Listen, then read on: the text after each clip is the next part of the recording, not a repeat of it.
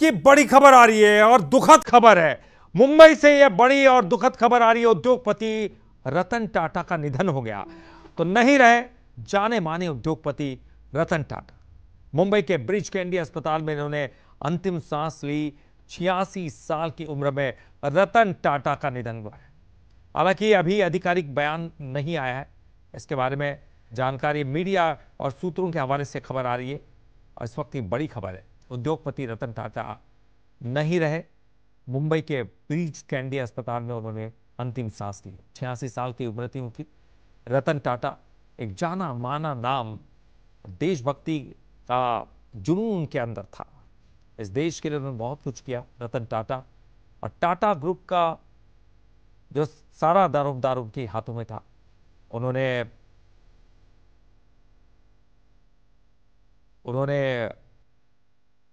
अंतिम सांस ली। 86 साल की उम्र थी उनकी। मुंबई के ब्रिच कैंडी अस्पताल में उन्होंने अंतिम सांस ली है।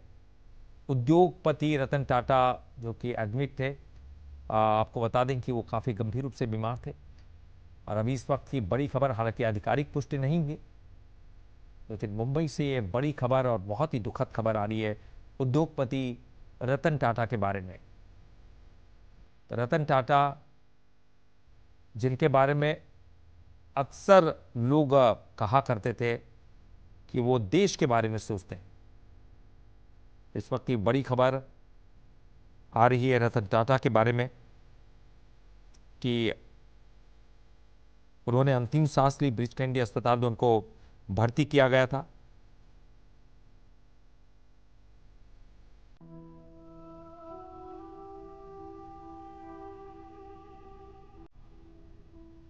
आपको बता दें कि आईसीयू में वो भर्ती थे।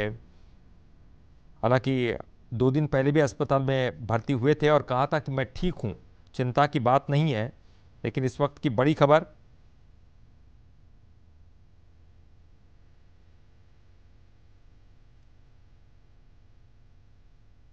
तो उनको एडमिट किया गया था। 7 अक्टूबर को भी कुछ मीडिया रिपोर्ट्स में दावा किया गया था कि रतन टाटा ब्रिच कैंडी अस्पताल की इंटेंसिव केयर यूनिट में भर्ती है। उनका ब्लड प्रेशर काफ़ी कम हो गया था।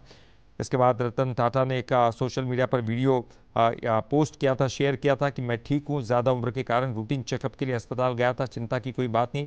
लेकिन उसके बाद फिर उनको भर्ती किया गया। आपको बता दें उनके बारे में, 1990 से लेकर 2012 तक ग्रुप के चेयरमैन रहे रतन टाटा। 28 दिसंबर 1937 को जन्म हुआ था। रतन टाटा टाटा ग्रुप के संस्थापक जमशेदजी टाटा के परपोते हैं। 1990 से 2012 तक ग्रुप के चेयरमैन रहे। अक्टूबर 2016 से फरवरी 2017 तक अंतरिम चेयरमैन भी रहे। रतन टाटा ग्रुप के चैरिटेबल ट्रस्ट के प्रमुख बने हुए, अभी भी बने हुए थे। रतन ने अपनी विरासत को एक नए मुकाम तक पहुंचाया। और आपको बता दें कि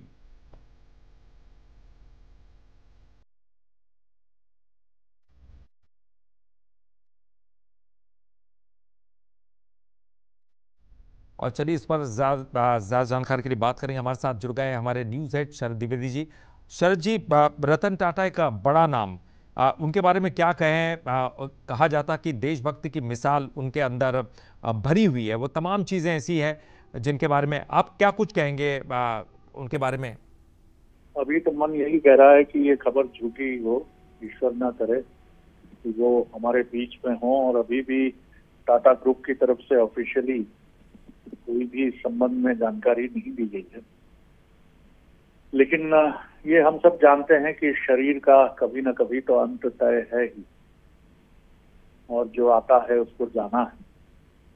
और रतन टाटा और उनके पूर्वज एक ऐसे व्यक्तित्व रहे हैं जो भारत की इस माटी के गौरव हैं, और हम उन्हें कभी नहीं भूल सकते जिन्होंने मूल्य मर्यादा, वो भी कर्मचारी टाटा ग्रुप में काम करते हैं, उनके साथ टाटा का, रतन टाटा का और उनके जो पूर्वज रहे हैं जमशेदजी टाटा, इनका जो एक संबंध रहा है वो बहुत विलक्षण रहा है। और इसीलिए भारत में एक कहावत प्रसिद्ध रही है। ये कहा जाता है ऐसा कि रतन टाटा से एक बार पूछा गया कि उनकी तुलना में बाद में आई कुछ कंपनियां भारत में बहुत तेजी से आगे बढ़ी और वित्तीय रूप से संपन्न हुई, लेकिन टाटा ग्रुप उनकी तुलना में क्यों पिछड़ गया? इस पर रतन टाटा ने कहा, बिल्कुल सही कहा आपने, मुझे इन कंपनियों की उपलब्धियों पर गर्व है कि उन्होंने हमें ही नहीं पीछे छोड़ा, बल्कि वो एशिया और विश्व की प्रमुख कंपनियों में शामिल हैं। लेकिन मैं आपसे इतना ही कहूंगा कि 100 साल पहले भी टाटा था और 100 साल बाद भी रहेगा। तो ये अपने आप में ये बात बहुत बड़ी बात कह जाती है कि उनके ग्रुप का कोई व्यक्ति, छोटा कर्मचारी भी अगर बीमार होता था तो रतन टाटा उनके घर पहुंच जाते थे और वो कर्मचारी आश्चर्यचकित हो जाता था कि टाटा ग्रुप के कर्ता धर्ता कैसे उनके घर चले आए। अक्सर जो लोग मुंबई में रहते हैं उन्होंने देखा है कि वो अपनी साधारण सी अपने ग्रुप की कार इंडिगो में बैठ के ही चलते थे। ना उनको कभी रोल्स रॉयस में देखा गया, ना मर्सिडीज में, ना BMW में। वो अपने ही ग्रुप की, और वो भी कोई लग्जरी गाड़ी नहीं, इंडिगो में बैठ के सफर करते थे, और वो भी पुरानी इंडिगो होती थी। ऐसे भी किस्से हैं कि कई बार लोगों ने ये भी देखा है कि अगर गाड़ी खराब हुई उनकी तो वो एक टैक्सी लेते थे और अपने डेस्टिनेशन के लिए रवाना हो जाते थे। निश्चित तौर पर क्या कहें, उनसे ऐसा जुड़ाव है, उनके भीतर एक ऐसा भाव है कि उन्हें न भारत कभी भूल सकता है न भूलेगा। शरद जी, उनके बारे में एक बात और कही जाती थी कि वो अपने बिजनेस से ऊपर लोगों के बारे में सोचते थे। एक बार की बात है कि वो बारिश में भीगते हुए कुछ लोगों को उन्होंने देखा, उनको लगा कि ये बहुत मध्यम वर्गीय परिवार है, बड़ी गाड़ी ले नहीं सकते। टू व्हीलर पर वो 4 लोग एक ही परिवार के भीग रहे थे। उनको लगा कि टू व्हीलर तरीके की कोई ऐसी गाड़ी का निर्माण किया जाए जिससे मध्यम वर्गीय परिवार भी उस गाड़ी को ले सके, और उन्होंने वो एक छोटी नैनो गाड़ी का वो परिकल्पना उनके दिमाग में आई और शायद उन्होंने उसको साकार रूप भी दिया। तो ये एक प्रकार से उनके बारे में ये भी धारणा थी, लोग ये कहते थे कि वो आम लोगों के बारे में और उनकी स्थिति के बारे में ज़्यादा सोचते हैं बजाय अपने बिजनेस के बारे में।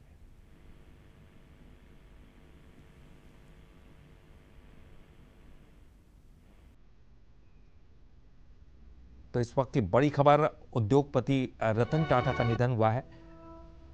नहीं रहे जाने माने उद्योगपति रतन टाटा। मुंबई के ब्रीच कैंडी अस्पताल में उन्होंने अंतिम सांस ली। 86 साल के थे। इसी उम्र में रतन टाटा का निधन हुआ है। आपको बता दें कि रतन टाटा को 21 साल की उम्र में 1991 में ऑटो से लेकर तो स्टील तक के कारोबार से वो जुड़े। समूह टाटा समूह का उनको चेयरमैन बनाया गया था। चेयरमैन बनने के बाद रतन टाटा ने टाटा ग्रुप को एक नई ऊंचाई पर पहुंचाया, एक नए मुकाम पर पहुंचाया। 2012 तक इस समूह का उन्होंने नेतृत्व किया था। इसकी स्थापना तो उनके परदादा ने 1 सदी पहले की थी। 1996 में टाटा ने telecom company Tata teleservices की स्थापना की और 2004 में टाटा कंसल्टेंसी सर्विसेज यानी कि TCS को मार्केट में लिस्ट कराया था। चेयरमैन पद से हटने के बाद टाटा को Tata Sons, Tata Industries, Tata Motors, Tata Steel और टाटा केमिकल्स के मानद चेयरमैन की उपाधि से नवाजा गया था।